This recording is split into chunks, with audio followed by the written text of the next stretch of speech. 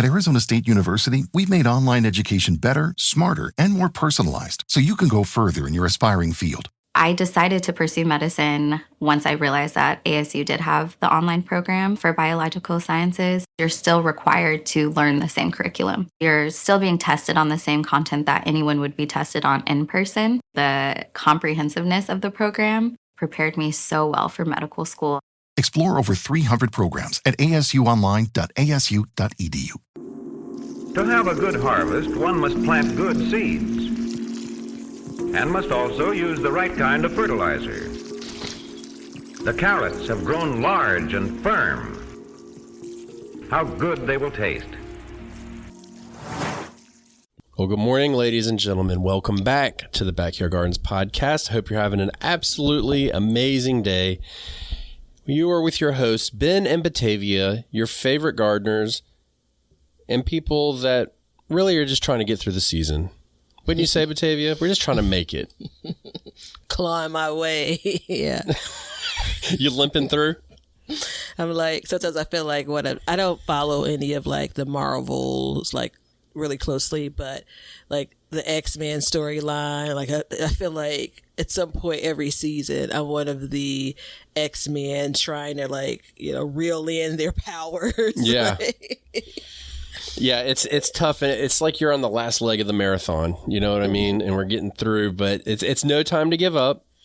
We're here, and we're going to talk about fertilizing in fall because it is completely different. It is tricky, but we can also fertilize in fall if you're planting, if you're not planting, and then we're going to get into what do we do if we have summer crops and fall crops in the same bed? Like, how do we manage that in the fertilizing? Because they need different nutrients. So this is the kind of the path that we take going through the season.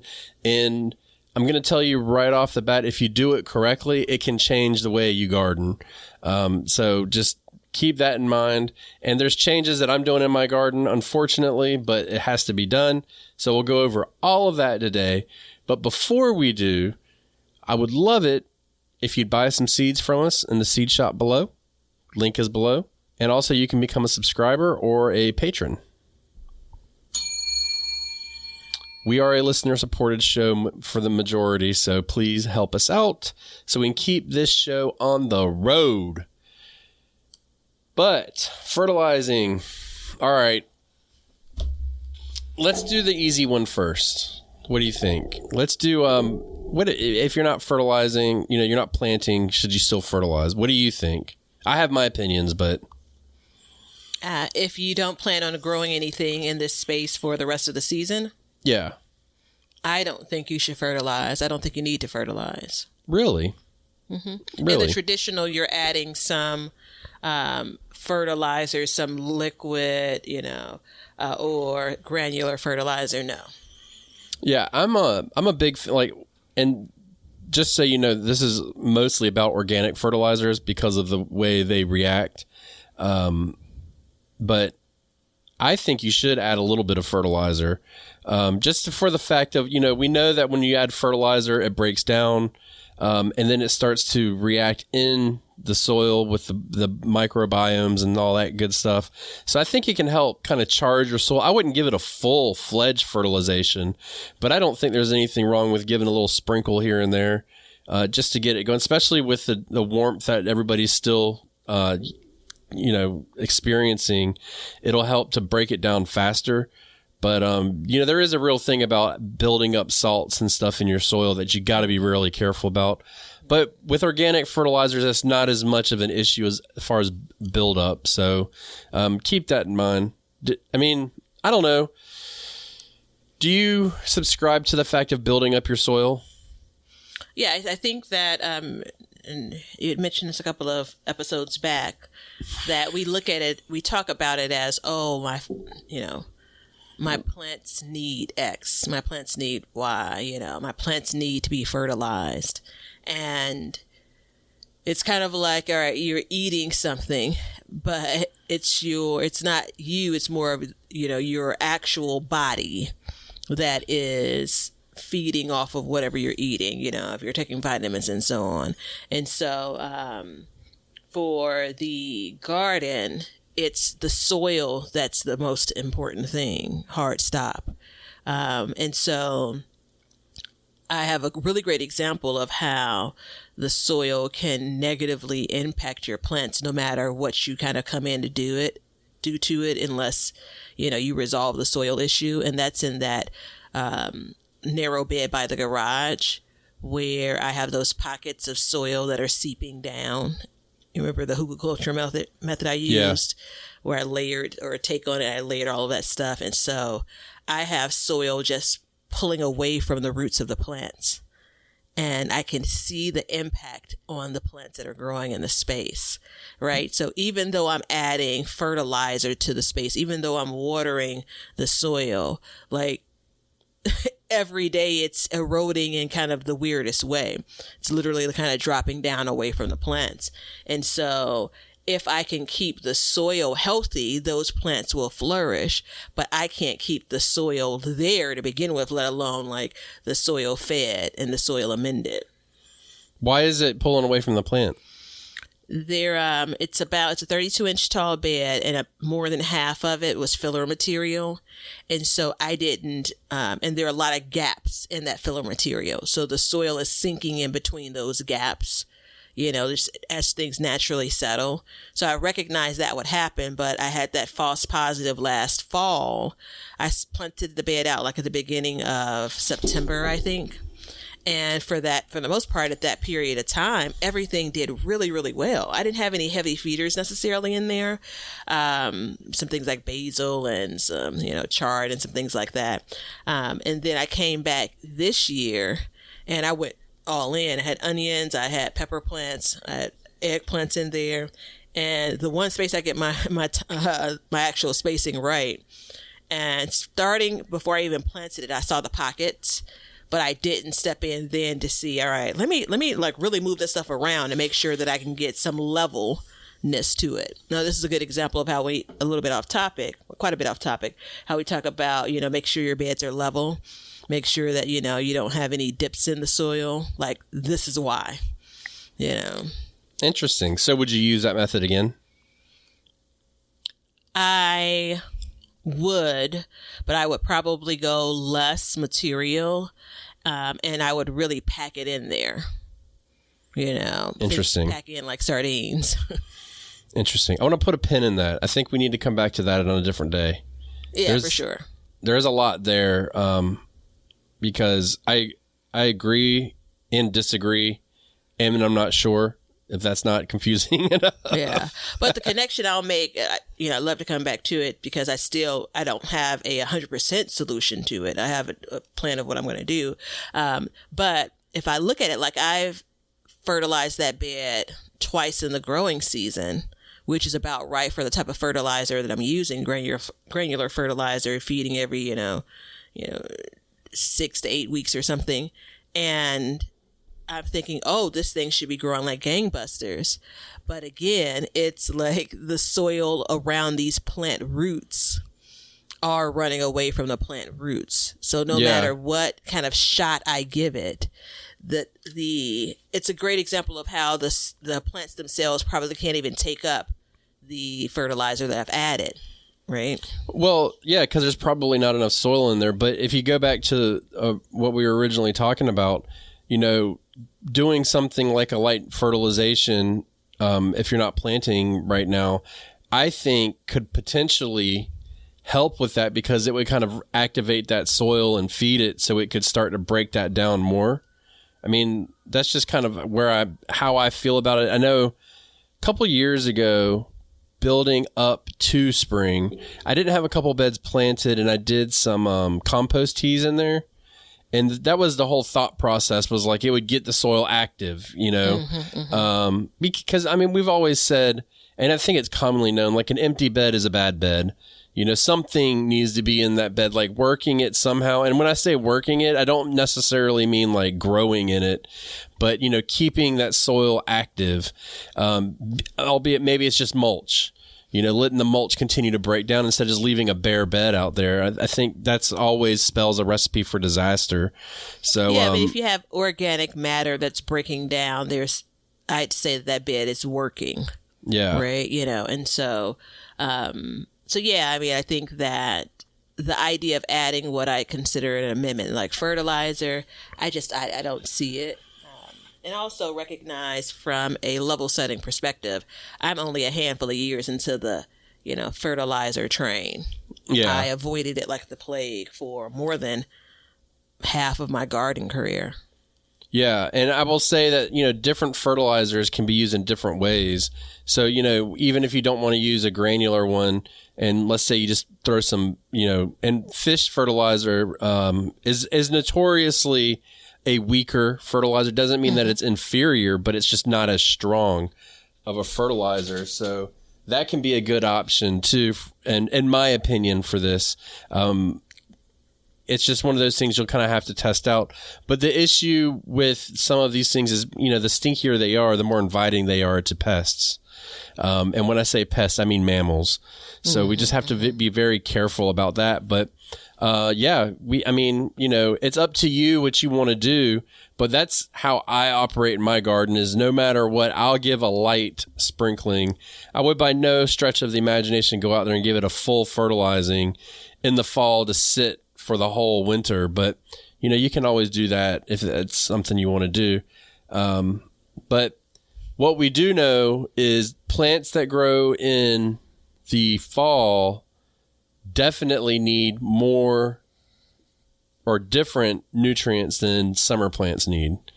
So you gotta, you can't just, or you can, but you'll get better results if you kind of adjust with the season. Yeah, I think if you consider first, where again, we are adding this fertilizer to the soil, and then we're expecting the plants to consume from the soil, right? We have to first start with what are we typically planting in our fall garden, right? What types of plants? Because the types of plants, and that really dictates the need when it comes to what you're adding to your garden spaces. Yeah, I mean, tomatoes need a different nutrient than cabbages and lettuce. So, just think about it that way. And there's a number of avenues you can take with this, and there's a number of different ways. And I think it really depends on how heavily you're planted for fall. I mean, if you're all in, you're starting to pull plants and you're cramming your beds full of stuff, then that can work out in your favor. But even within fall, there's different plants that need different nutrients. Not everything is a high nitrogen plant. I'm calling out the root crops. If you fertilize like carrots too much with nitrogen, you'll get more green, luscious tops than you will a carrot. Then that's not really what we want to do. Yeah. So, you've got to make those adjustments as necessary. And that's when planting in groups, if you want a monocrop, that's great. But even if not, and you want to put different plants in one bed, grouping them by family can really help with this. It can help you to balance out what nutrients you use in your garden. And you also have to consider, so if you look at kind of plant families, similar plants themselves, also consider the harvest times for them. Like I generally think about fall gardening, and for the most part, maybe more than half of what I'm picking out of the garden is coming out at the same time, right? So I'm harvesting spinach and lettuce at the same time. If I had broccoli in my garden, I'd be harvesting that later than my spinach and my lettuce. So kind of thinking about how long those crops will be in the left side of your garden bed, the right side of your garden bed, the middle of your garden bed, and so on. So that's something to consider. I think if you go back to young Ben's approach, where even if the soil is bare, it doesn't hurt to fertilize. If you're fertilizing and you've pulled a plant, then it's not going to hurt to have that kind of empty space, so to speak, that's still kind of being fed, if that makes sense. Yeah. I had to put it together in my head. Sorry, I about choked on my drink. I'm not trying to die on the show. That would be unpleasant. Yeah, it's, I planted one year. What did I plant? I planted lettuce and Chinese cabbage in one bed. You want to talk about a nightmare. I mean, I'm harvesting lettuce, and I'm just watching the Chinese cabbage, like watching it grow. And it took forever. And the end result was I ate a lot of lettuce and I ate 0 Chinese cabbage. I could not get it to grow the way I wanted it to. And I think it was not only, it had nothing to do with me harvesting the lettuce, but I think it was just, the lettuce was growing so fast that it was starting to overcrowd the Chinese cabbages out versus, if you put something like, let's say, broccoli and cabbage in the same bed, like they have very similar growing times. You know what I mean? So you're not really, everything will kind of grow and space itself out as needed. And I think we are going to be doing an episode on spacing because we've mentioned spacing quite a few times recently. So hopefully we can stay tuned for that. But, when it comes to things outpacing other things, and root crops can be a little bit different too. I wouldn't put turnips and rutabagas in the same bed because the turnips will outpace the rutabagas by far. They're a much shorter season crop, like radishes and stuff like that. I would mix with my turnips. But when it comes to fertilizing them, they have very similar needs.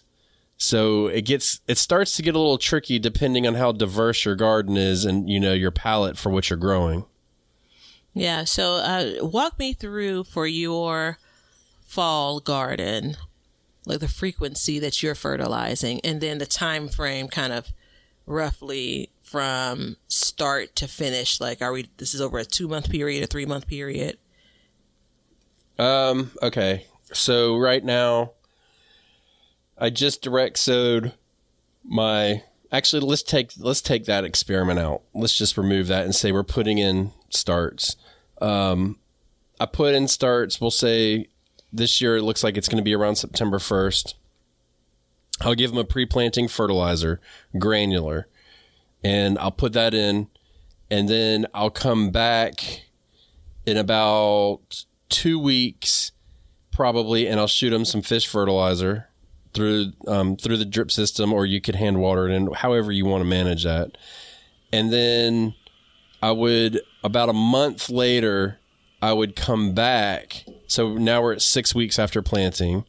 I would come back and I would put more granular fertilizer down. If I could, I would put in some kind of really high nitrogen, like a nitrogen only, something like a blood meal. Even what is it? The urea you can put in that's not organic. You can put that in. I would put that in, and then I would, at the same time, more than likely, I would give it another shot of the fish fertilizer. And so that brings us, that's 6 weeks after planting. So right now that would give me another roughly about a month until my last frost. So then 2 weeks after that, I would come back and give it another shot of a liquid fertilizer of some sort, most likely a fish fertilizer. And that would basically get me through the growing season portion of that, of pushing those nutrients to it. Because the way I look at it is the pre-planting fertilizer is my insurance policy. Mm-hmm. It's going to be there. It's going to start breaking down in about 3 weeks from me putting it in. The fish fertilizer is the first dose goes in when the roots are starting to break from their mold. When I say the mold, the container you have it in. Mm-hmm. So it instantly feeds. So it's automatically going to give it a nice feeding. And then about a week later, that other fertilizer will start to kick in. And so then you let that kind of run its course. But you got to remember, when I put in the next fertilizer, you may be thinking, well, that's really close. But again, now the soil's getting cooler. So it's 3 to 4 weeks before that starts to really kick in. And that's why we do another fish fertilizer at the same time to kind of push it. And then when that other one kicks in, it'll start, really feeding the plant. And then we can kind of ride out the rest of the season, hopefully. So and the only reason why, go ahead. No. And the only difference between that and fall is that's a hard stop, because I don't want to push growth going into a freeze. If it was spring, it would be the opposite. I would keep pushing more fertilizer to it until the crop was done. So that was an 8-week window about, right? 8 weeks total for fertilizing. Yeah, roughly about 8 weeks, I think. Yeah, so for those that were counting, that sounded like 3 liquid fish and seaweed fertilizer applications and 2 granular. 2 granular fertilizer. So week 0, pre-planting granular fertilizer. Week 2, first dose of 3 of the liquid seaweed. Yep. Week 6, you're doing granular fertilizer again, and probably your second dose of fish and seaweed. And then week 8, you're doing probably your last dose of fish and seaweed. More than likely. Yeah, the granular fertilizer is on a slower pace to release into the soil and feed. The fish and seaweed is more of a immediate kind of shot, across the bows, right? That sounds right to me. As your subject matter expert on the subject of fertilizing, I approve that ad. Well, it seems like a lot, but when you start breaking it down, it's about right. And then after that, if you go and I look and see the forecast is looking nice and it's not going to be very cold and the plants are looking hardy, I'll shoot fish seaweed again, maybe, but it's going to have to be probably a week of like solid weather before I do. So it can be real iffy. But in like if I had something that would overwinter, I don't fertilize at all because, the soil, it doesn't go dormant, but it really takes a long, I could put granular fertilizer down. It can take over a month for it to start to activate. So, going into spring, I'll be putting in fertilizer, like a pre-planting fertilizer, roughly around Christmas time, because I'll start planting in January roughly. Mm-hmm. So, some of the hardiest crops can go into the ground, and then that will kind of kick off and let that start to break down. Yeah, if I were using that schedule with a September 1 start date, I'd do the same things in the best version of myself. Let's just be realistic here. And probably the only exception I'd make is that last 8-week fish and seaweed. I probably wouldn't apply that because that'd be right on top of my average first frost date. And we would very likely be getting like freezing temps, Yeah. And that's really important, though. Just that distinction right there, and I've said this a million times, is like you can watch what everybody else does, but you've got to amend everything to your area, which is exactly what you've done. Yeah. You could push your next dose of fish fertilizer a little bit ahead of time if you wanted to get another one in, but it's just, I like using that stuff because it's not as strong. So, and I've seen it. I've used it a lot and it turns a crop around quick. It'll push growth really fast. So it does do its job, but you've got so much other things working in your soil. And then, you've got to think people are adding compost, there's mulch breaking down. You may have added some manure, stuff like that. I think this year I'm actually going to get a load of manure from a friend of mine and just put straight doo-doo out and see what happens. I'm mentoring her for bees, and I went over and I was like, how you got all this stuff growing in your yard, man? I was like, I'd be struggling. She's like, oh, I put like 5 inches of doo-doo down for like a year straight and just let it go. And I'm like, oh, so I think I'm going to borrow some from her and add it. We'll see. Borrow? Whatever. I'll give her some doo-doo back if she wants it. So the 2-6-8 isn't a hard and fast rule. Kind of the gaps in between, are probably more ideal. You could have done that liquid seed, fish and seaweed fertilizer at 1, 3, and 6 in my case, right? That's a couple of weeks before that average last frost date, right? And this isn't the case. I was talking about a transplant, coming in. The granular fertilizer could potentially be on the same schedule if it was me direct sowing even. Good exercise. Well, a lot of... would you like control back over the show? No. No, a lot of fish seaweed fertilizers recommended a bi-weekly dose. So think about that. But it also, you can adjust the strength of that by how much water you add to it too. Yeah. That's really important. That's why I like that stuff. Like granular, you just get what you get when you put it in the ground, There's no adjusting it. The only way you're going to get a lesser version if you buy something different. But that liquid fertilizer, you can really adjust it. It makes a big deal.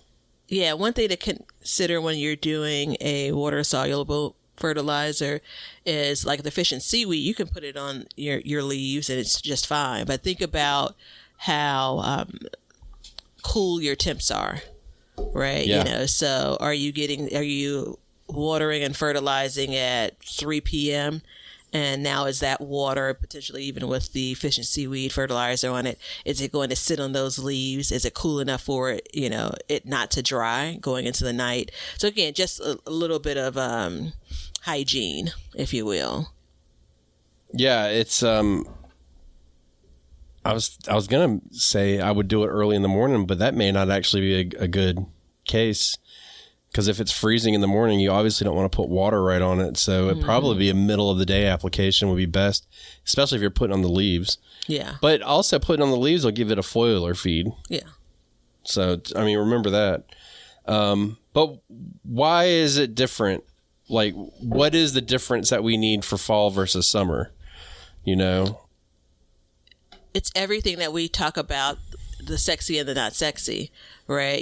So when you look at summer, we touched on the different type of vegetable you're growing. If you look at summer, in most cases, the temperatures are warmer. If you look at summer compared to fall, the days for fall are obviously shorter. So when it comes to, your plant growth, the rate your plants are growing at, the type of plants you're growing, like all of that feeds into, no pun intended, kind of what your fertilizer routine is going to be, the needs of those plants, which tap into what they're getting from the soil. Yeah. I like to look at it like, what's the final product that we're looking for? Or if we're looking for a leaf, we clearly need more nitrogen. Have you ever given a tomato too much nitrogen? I don't know. Maybe that's what's happening now with my tomatoes. It's kind of hard. It's been a weird and funky year. I'd say probably not. I feel like I get quite a few tomatoes on most of my plants. Yeah, I've done it before. It's a crazy plant. I mean, bushy, huge, and not a single tomato. Not one. So, but if you do the opposite and you give a head of cabbage the wrong dosage, you give it too little nitrogen, you get like this puny head of cabbage. And you also will get a lot of yellowing too, believe it or not. It'll let you know. So the whole thing really comes down, like, you don't want to put a bunch of amendments in. You don't want to have I use two things. I use like a well-balanced fertilizer, and then I use a nitrogen specific fertilizer in the fall. But if you didn't want to have like two products, you could just buy like a fertilizer that has a higher number of the nitrogen, and you'd be covered pretty good. I wouldn't stress out about that too much. So it can be as complicated or as easy as you want to make it. And it just depends on what avenue you want to take. I mean, like this year, I'm probably not going to add blood meal because I don't want to invite our little friend back. So I've got to readjust. And then I found a fertilizer I really liked a couple of years ago, but every time I put it in, I go outside, my dog's standing in the damn garden bed eating the fertilizer right out of it. So it's like I can't use that. So I'm kind of evaluating what's out there, what we can do next. And I'm trying to find an organic granular fertilizer that's higher in nitrogen, that is not a cake or a pellet or anything like that, because it seems like if I use a granular fertilizer, things don't really bother my garden as much. I had a little bit of time today, and I was going to add some fertilizer to the last planting of potatoes that I have. And I was in the garage looking where I kind of store that stuff, and I said, bone meal. And I remember you talking about what that's invited into your yard. And so far I've been raccoon free. And I'm like, don't do it, girl. Don't do it. Go ahead and get the smaller potatoes. It's fine. I'm going to add a liquid fertilizer instead. But yeah. Have you ever thought about going non-organic fertilizer? I use a plant food that's not organic. You know, that's a part of the liquid feed that I do, separate and apart from the fish and seaweed. For what? For your garden or your indoor plants? For my garden. I rarely fertilize anything for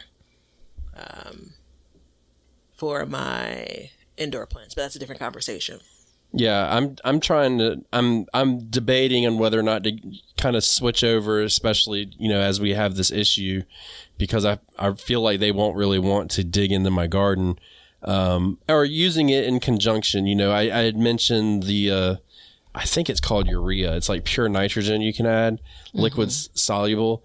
I'm thinking about adding that in and instead of the blood meal, just to kind of offset it, but still using the organic fertilizer for the soil building properties. So I'm working that plan through my head. I don't know where I'm going to land with it. I know there's a place down the road I can get it. I don't really want to order it online. I really don't like ordering fertilizers online. I like buying them locally. For some reason, it just seems more natural to me. Question mark about what you're really getting. Yeah, I mean, I think that I'm trying to think of another thing in the garden that you have to keep your eye on and monitor for pricing and sales more than fertilizer. I don't know if there's another thing that I keep an eye on that shifts when it comes to the price point. You know, balloons up or balloons down. This is what you use? Yeah, in addition to the granular fertilizer. Okay. There's a different, It has a different formula as well. I think it's something like a high nitrogen, high end, and the static P and K. I've not used that. It's a 20-20-20 is the one you sent me. It's a 20-20-20 is the one you sent me. Mm-hmm. Yeah, that's the one that I use. Oh, this other one's a 10-54-10. Yikes. So that is a non-balanced fertilizer, just so you know, a 10-54-10. I mean, that's 5 times the phosphate and which would produce a bloom. So it makes sense. But yeah, that's something like that is what I'm looking for. But again, I don't know. I can order the same thing, but then I'm worried I'm getting ripped off or I'm spending too much. I don't know. I'm kind of weird like that. You know, and it's, Amazon can make you feel like you're getting a deal, and then all of a sudden you don't get a deal. Yeah, and I feel like, all right, is it really doing the job of feeding it? That's one thing that's kind of hard about, especially when you're trying out a new fertilizer. So it being like absolutely evenly balanced, it's a thing. It's literally advertised as all purpose, and I think it has plant food on the side of the label. And I look at that to say, well, darn it, it sure can't hurt from that perspective, right? Yeah. Yeah, it's not organic, but the only other water-soluble fertilizer that I feel okay about using is the fish and seaweed, and I just don't want to continue to feed nitrogen. And sometimes it's harder for me to get to the point of actually doing a top dressing of granular fertilizer.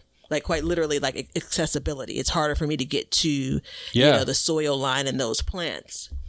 Well, that's the absolute reason why, this year I went into my pepper bed and I did it on a video, and I was like, look, if I don't go in here within the next week to fertilize them, there is no more fertilizing as far as granular goes. It's all going to have to be water fertilizer. And so I had to back off.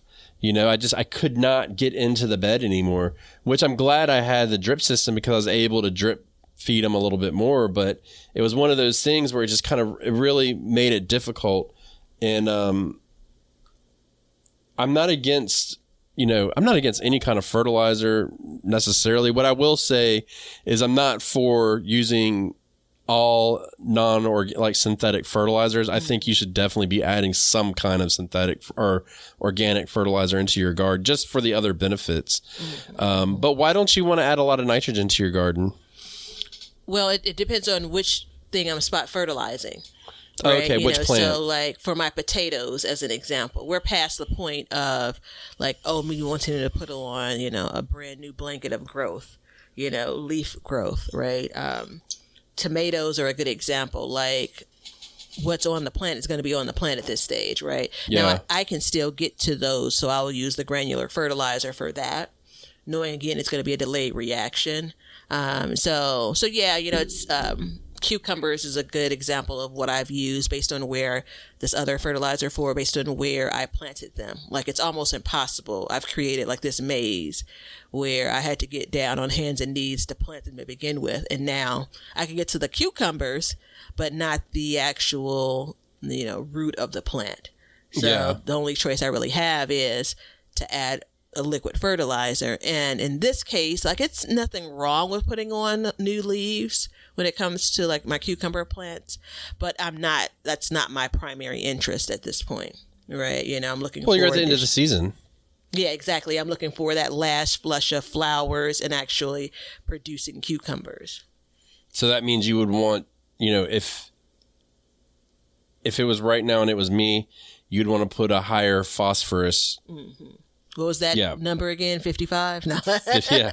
You want to put a 55 on to create the blooms, and then, you would get after that. So, and I think that's a great way. But I mean, again, you start getting really complicated when you do that, and it can be very mind numbing. And I mean, even if, somebody like me, where I want to do as much as I can with that, like, I just draw the line and I'm like, look, I'm just going to fertilize and let it go. But the one thing we know about nitrogen is it's water soluble. And the one thing that we know happens in fall, generally speaking, is you start to get fall rains, which means that nitrogen will leach out of your garden. So that's why we want to be adding more of it in and having the plants that are already very hungry for it. And then having all that. It's like a recipe for nitrogen deficiency. So we just want to keep an eye out for that. And, so we're not creating blooms. We're not doing any of that. But then you've got like your root crops, and, a higher potassium can help with that. But again, I kind of steer away from adding like straight bone meal to it. It's really hard, especially if you have a mixed bed. You know what I mean? If you have a mixed bed, it's like, look, I got radishes and I got lettuce in here. Do I need to have the bone meal for the radishes? Not really. You know what I mean? They grow so quick. You don't really need it. Yeah, I for the bone meal, not just because of the fear of the raccoon, I basically add that to 2 types of crops. Well, 3, I'd say maybe now, because I just started growing onions, like taking them seriously. So potatoes, 4. White potatoes, sweet potatoes, garlic, and onions. And so for the garlic, it's super helpful because I can go ahead and get that planted. I'll fertilize at that point. And then if I'm on top of my job, I'll come back in the spring once those shoots pop up and I'll fertilize again, even with another round of granular fertilizer and bone meal. I'm crossing my fingers and toes for my sweet potatoes because it was just, again, hard to get to those plants again when it comes to it. So I fertilized it at the initial planting, and we're going to see what we're going to get, and it's in a new planting space. So it could be a womp womp. The plants look wonderful, and they're good. It's better than them not looking good, right? I fertilized my sweet potatoes twice. And it's at the beginning and then probably about a month later, and then that's it. Because it's like you, I just can't get in there. Yeah. I do have the drip system, so I can shoot, but I usually don't. Mine look great so far. We'll find out when we dig it up. But, so that's one of the things is when you start doing these different crops and sweet potatoes, I'm glad you brought that up because they're probably, if you're growing those, they're in the ground right now with your other crops that you're growing. And, they clearly, you do not want to give them nitrogen. That does not benefit that plant at all. So the question is, if you have summer and fall in the same bed, how do we feed it? What are your thoughts? Oh, it's a hard one. So I think that you're doing spot fertilizing at the plant level versus like how we've been kind of talking about it, like you're fertilizing the bed, So I have tomatoes and peppers in that front yard bed, right when you walk into the walkway. And boy, I hate to have a regret around this, but boy, did I learn something about growing in that particular bed with these particular crops. And so I came in this past week and added some granular fertilizer, but I'm looking to say these tomatoes are reaching their end, right? Like I'm looking at, I have good amount of tomatoes on the plants, like the indeterminates, I should say. But with the timing I have, I don't expect a new flush of actual flowers producing viable tomatoes. So again, this is all summer, but the same concept applies. I just added the fertilizer around the peppers. It's a shorter turn for them, for the type of peppers that I have in the bed. I could get those to the point of, all right, I'll pull off green peppers from the plant once, the frost gets here. But this fertilizer will benefit them. And I may even pull those tomatoes out while those peppers are still there. So look at that the same way as if you had, some greens that were in the peppers place and you had tomatoes behind it.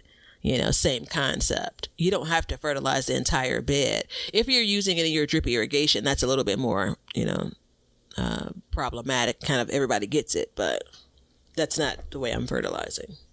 Yeah. And I think you also got to you got to look at it and say, like, how much time is left? Mm-hmm, mm-hmm. I would say that if it was me and I had that, I would just go like an all purpose for that bed. Mm-hmm. And that's the benefit of using something like a granular is you can really do that. In an all-purpose, what do I mean by an all-purpose?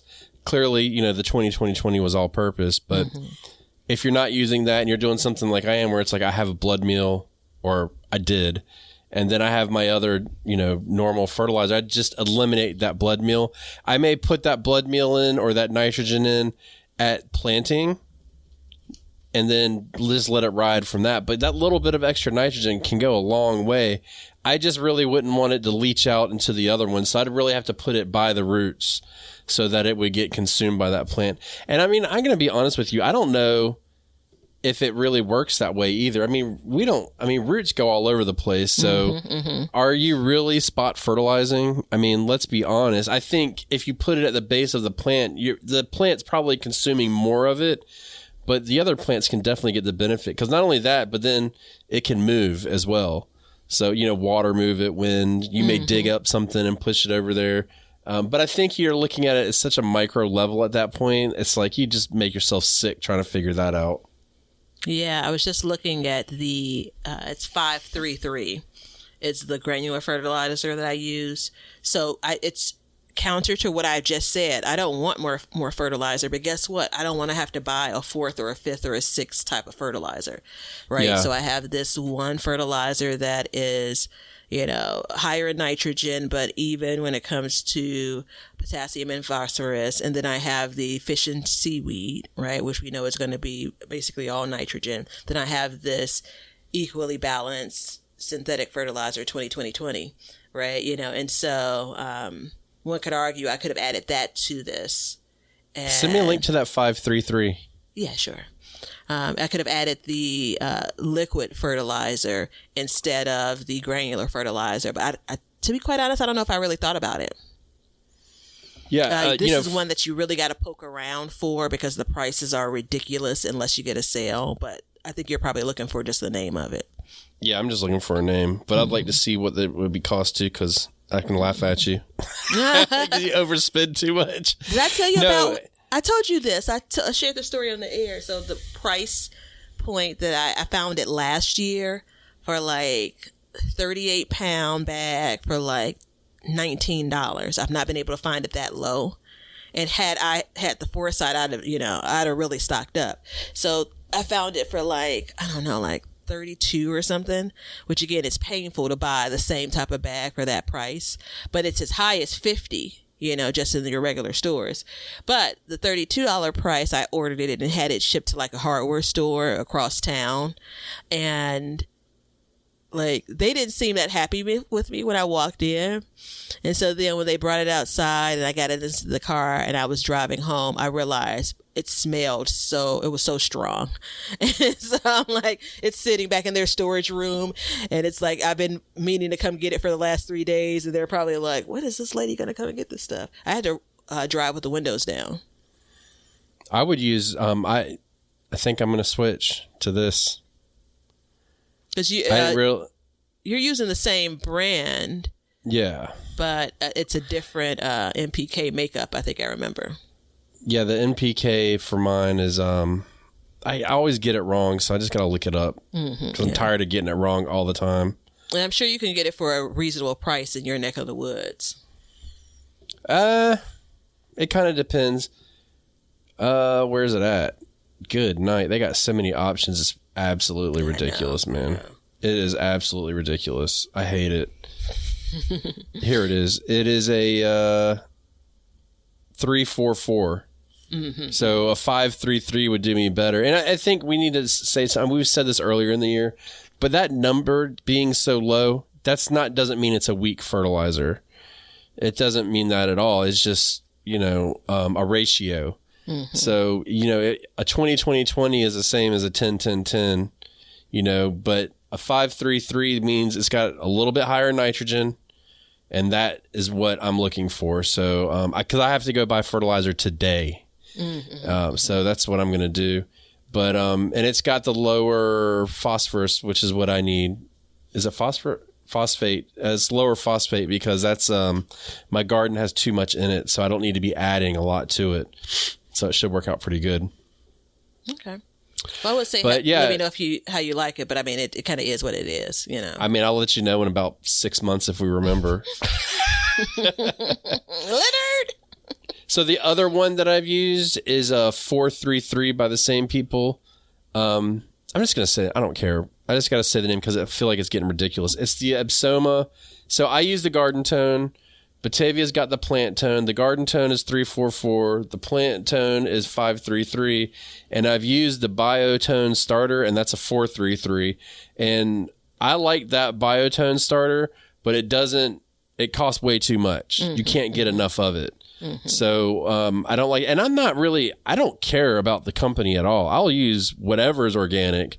It's just readily available. Yeah. So that's why I don't mind mentioning it. But I mean, just truth be told, like, I don't care if it's got John Bilbo Peep's name on it, and if it's got what I want on it, like as far as ratios, I'll use it. And to be totally honest, I'd probably rather use it just to try something different. But I'm going to definitely get some of that plant tone. I think that's what I'm looking for. Yeah, I'll send you one more that I used last year. I'm going to just check real quick what the ratio was. And I kind of just stumbled across the plant tone and that particular ratio again, knew what it was, but got a great price on it, And so when I speak of this season, let's say when I speak of granular fertilizer, that's what I've been talking about. But next year again, similar to young Ben making a switch now, like I may change. Yeah, the one I used before was organic and it was 444. Yeah, and a 444 is good. And then the liquid I use is a 332. So everything I'm using in my garden is not have high numbers on it. The only thing that would be high is if I use a blood meal, which I think is like a 2400. Yeah. So, but and that's, I mean, I put the blood meal up and forget about it until fall. Like I don't even use it at all in the summertime.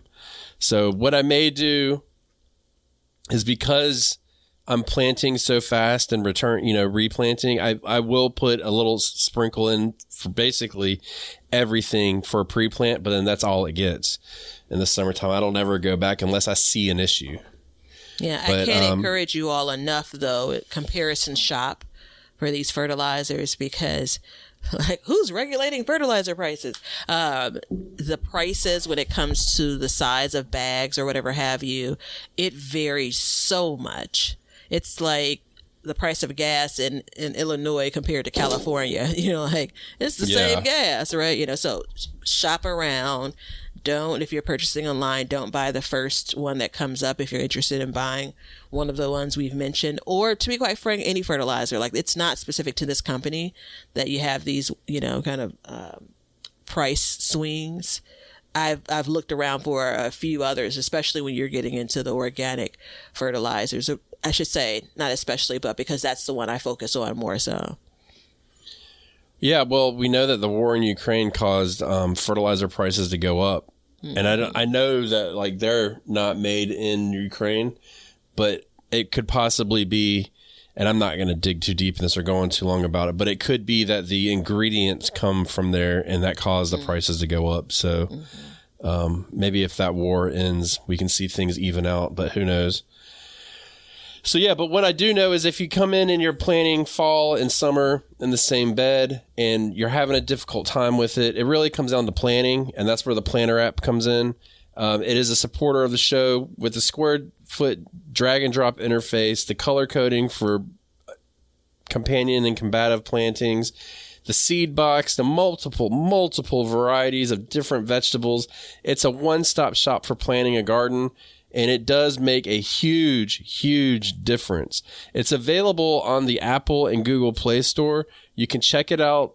You can download it for free, and then when you download it and you try it and you want to use it and keep it, you can sign up for the lifetime membership, and there's a link below that will get you a discount on that. So check that out and enjoy it, because it is getting to be garden planting season. And once you start using this app, you won't want to put it down. It's a lot of fun. I mean, we're all garden nerds, right? That's why we're here. So why not plan 5, 10, 15 gardens, go out many years and do it, and then go back and look at all your old plans and do your crop rotations accordingly. So check out the Planner app. That's the PLANTER app, available on the Google and Apple Play Store. Now, it's time for the listener question of the day. You ready? I'm ready. Okay. Wow, this one's kind of long. And it's got photos. All right. I'm going to share my screen with you so you can see it, Batavia, because you need to see the photos. How you like that? Now we're getting super fancy. Yeah, I know. I'm actually really impressed. It's out of control. It's like, look, we got to look at this and the diagrams, but no, it's good. Let me move you out of the way. So Carissa says, Carissa. Oh, God darn it. Do it again. Start over. 3, 2. So Carissa wrote to us. Hey, Carissa. How you gonna mess it up on the second time? It was your idea. She says, I recently... You're sharing your screen. I can't see your face. Oh, okay.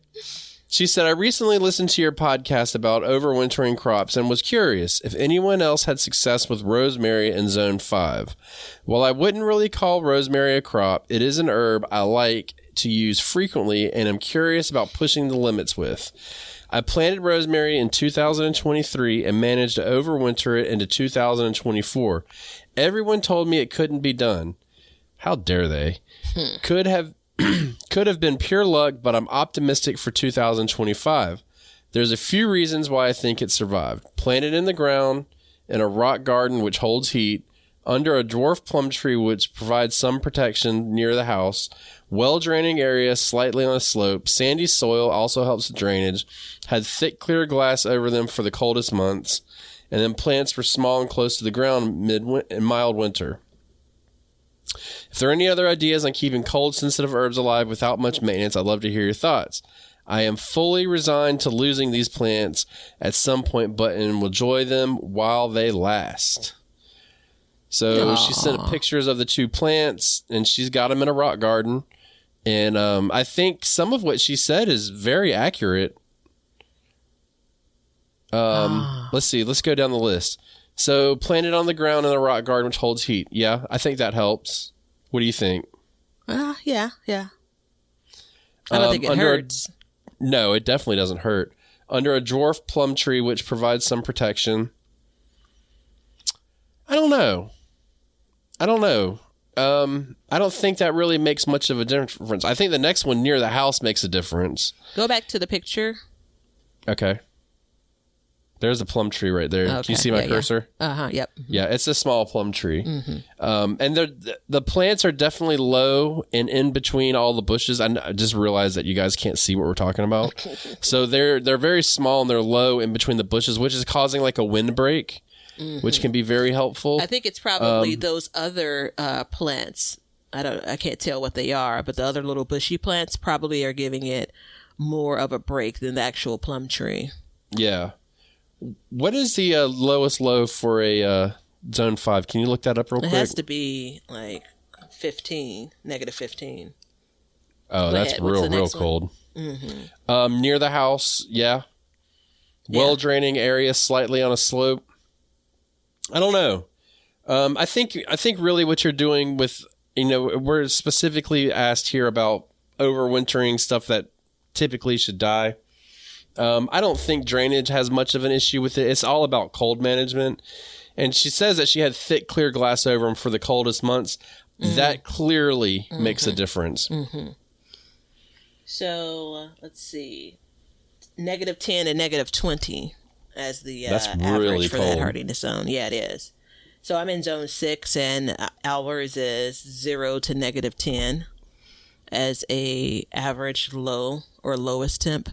Okay, I have a rosemary story, and this is the opportunity where the pictures really, really help. So I'll share for others what I did. And I planted a rosemary transplant, which you'll hear a lot of people say it's just easier to go and buy a plant, start off with that. Growing rosemary from seed is super hard. Don't mean that you shouldn't give it a try, but just as a note. So I bought a transplant, I'm going to say pretty late in the season, the growing season. Planted it. It was in a raised bed sitting on the concrete patio. Right? Remember those beds, the dirt, there's no bottom, so the dirt is sitting on the patio as well. And for other purposes, I covered that bed that year with plastic. The rosemary did swimmingly well. Next year, I didn't cover it. Dead as a doorknob. So I think that the window, the glass panel, I think that is probably the biggest factor. Yeah. So I just looked it up, and I hate this. Rosemary, most varieties cannot survive below 30 degrees Fahrenheit. So I'm going to go ahead and tell you right now, I've had the same rosemary plant outside for 8 years, and it has been to 12 degrees, and it's still going, and it just gets bigger and bigger every year. So I don't really know what they're talking about here, but I will say, written though, like the actual plant and the stems, like the rosemary itself will die, just like everything else that's perennial. Most things that are perennial won't have actual, leaves or anything on it, and then it'll put on new rosemary. What do you call those things? I don't know. Needles, whatever. Needles, yeah. In the spring, if the root survives. Yeah, I mean, you can have that. I think the biggest thing is like with Carissa's question is I think she's gambling with it. And I think she said she was okay if she lost them. Does your rosemary stay green all year? Yeah, it's a evergreen. It stays green all year. We may get a little bit of dieback, but it gets bigger. I mean, when I was younger, back in my young days, I had a dog, and she was pregnant, and she gave birth in a rosemary bush. And the rosemary bush was probably 6 feet tall and 10 feet wide. So what do you want me to do? Scroll up or down? Yeah, up. I just wanted to see. I was trying to see if we had a picture of how late in the year the picture was. So it was September 2023 and then July 2024. Right. So, I mean, and it's definitely grown in that year. So I would definitely keep it covered. I mean, if you don't cover it, it's going to die. You're talking about really cold. I think when you get temperature ranges on like perennials and stuff, and again, this is what the zone map is made for. It's why I didn't say anything about her saying I'm in zone 5 because it is a perennial zone map. I think that there's a little bit of leeway with some plants sometimes. And I mean, clearly, like I just told you, 12 degrees and they've made it just fine. So it clearly gets below 30. But when you start getting real low, I mean, you got to have the hardiest of hardy plants. And it is a Mediterranean plant. So you've got to think about where the plant came from. But I think that glass and the mild winter she had definitely helped with that. Yeah, I mean, I think that if you're able to add the glass thingamajig back to it, great. I think that because the plants are smaller, and so July 2024, they could be a bit bigger by now. But if she's able to put during the coldest part of the winter, I first was going to say buckets, but the area is just so nice looking. I'd hate to just kind of put a bucket on top of those. Maybe if she has decorative pots, that could be something that doesn't look that out of place, but provides a level of coverage. Well, evergreens need sun year round. Oh, do they? Yeah, they do. Evergreens need sun year round. So rosemaries are considered an evergreen? It doesn't lose its leaves, so yeah, I imagine it's an evergreen. Well, I'm telling you that my rosemary lost its leaves. Just because it died, because it got too cold, son. You just had roots. That's what I'm trying to tell you quietly. Plant, girl. The first Do you year, need me to teach you what a dead plant looks like? Listen, no, I have them all lined up in any corner of my house. But no, I mean, Krista, you're doing the right things. I think it's really comes down to protection. If you really, really love a plant, and it just goes for anybody out there, put it in a pot. You want it in the ground, drop the pot in the ground during the growing season, pull it up, and then move it somewhere protected. Or you could put it, in a little makeshift greenhouse or something like that. But just be really cognizant of things have a limit of what they can survive. And we may get a freak mild winter one year, especially like we just had with the El Nino. And this winter could be colder, and everything that you've done may go to waste. So just keep that in mind. And I think those plants are small enough to where they could easily be pulled up and put into a pot and then, sink that pot back into the ground next year. I love this question and the additional detail around the question and the photos. So thank you for that. Mm-hmm. I also love the idea of the boundary. Well, I love the what are those flowers next to that? I always forget the name. Chamomile. Shasta daisies. Oh, is that what that is? It looks like chamomile. I think so. They're probably too big for chamomile. You're probably right. But they're super I have pretty. A bunch of Shasta daisies. I love them. Yeah. I only love them because they're super easy to grow. Yeah. Do they require deadheading? Yeah, everything does, but I don't deadhead them. I just let them grow. Everything doesn't, but I get your point. So the reason why I enjoy this so much is because this is a level of pushing the limits, but also recognizing that there are limits, right? Like I had, and we're coming up on time, really quickly,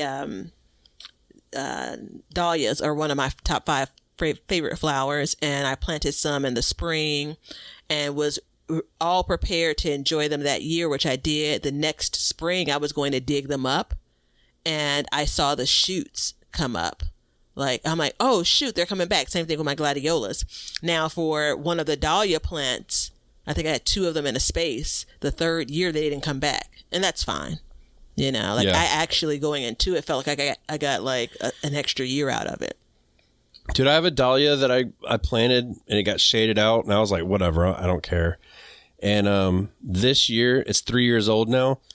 It's found its way to where it wants to grow. Mm-hmm. And I was just like, okay, cool. And I keep forgetting that it's there. My flower bed is just out of control. I got to fix it. It's bad. Mm-hmm. We've got some major revamping to do this year. I don't want to talk about that right now. Consult. I got you. Yeah, we may have to. But on that note, everybody, please become a subscriber. Buy some seeds. For the love of everything good, you want some seeds, right? Check out the link below. We've got all of our fall seeds. We've got some of our summer seeds left, and we will soon be getting next season's seeds in, because if you're anything like us and you buy early, we're going to hook you up. So remember that. And get the planner app, all that good stuff. And remember this, fertilizer needs to be different in fall, and learn to grow. Grow for change. See ya. Now you know why people feel like celebrating at harvest time. All over the world, people have feasting and good times when the crops have been gathered in. Well, we hope you enjoyed the show, and thank you so much for listening. If you'd like to support the show, you can do so by checking out our seed shop below. We have all kinds of seeds available for you, and we're going to be adding new seeds shortly, so check that out. Get yourself some seeds. It's free shipping, over $35 orders. So go ahead, get a full garden. What are you waiting for? Order your seeds and stock up. Or you can become a subscriber. You can either be an Apple subscriber or a patron, and that will help support the show. You'll get 1 free episode every month, an extra episode, that is. So we definitely would love to see you over there and become part of our crew. Join the Backyard Gardens community garden in Facebook. That's free. Go ahead, join that, and join the community where all the listeners get together and they can help each other out with their trials and tribulations and just show off their gardens. There's not a better way to do it. And if you're curious about what's going on in our gardens, you can check out our individual YouTube channels. So I'm at Sandy Bottom Homestead, and Batavia is at Be Better Garden. You can check that out and see how each of us are growing and what we talk about on those, because a lot of times we will coincide with the podcast and help add information in that maybe we didn't get out in the show, or we feel that's pertinent at a certain time of year. So check that out and enjoy seeing our gardens and what we do in them. And we have an Amazon store which has all the products that we use and recommend in our gardens, and it helps support our show. And we also add to this list periodically, so be sure to check it out periodically to see if there's anything that you need for your garden. Everything that you do, including a like and a subscribe and even a review, will help us learn to grow and grow for change. See ya. Ryan Reynolds here from Mint Mobile. With the price of just about everything going up during inflation, we thought we'd bring our prices down. So to help us, we brought in a reverse auctioneer, which is apparently a thing. Mint Mobile Unlimited Premium Wireless. How to get 30, 30, bit to get 30, bit to get 20, 20, 20, bit to get 20, 20, bit to get 15, 15, 15, 15, just $15 a month? Sold! Give it a try at mintmobile.com/switch.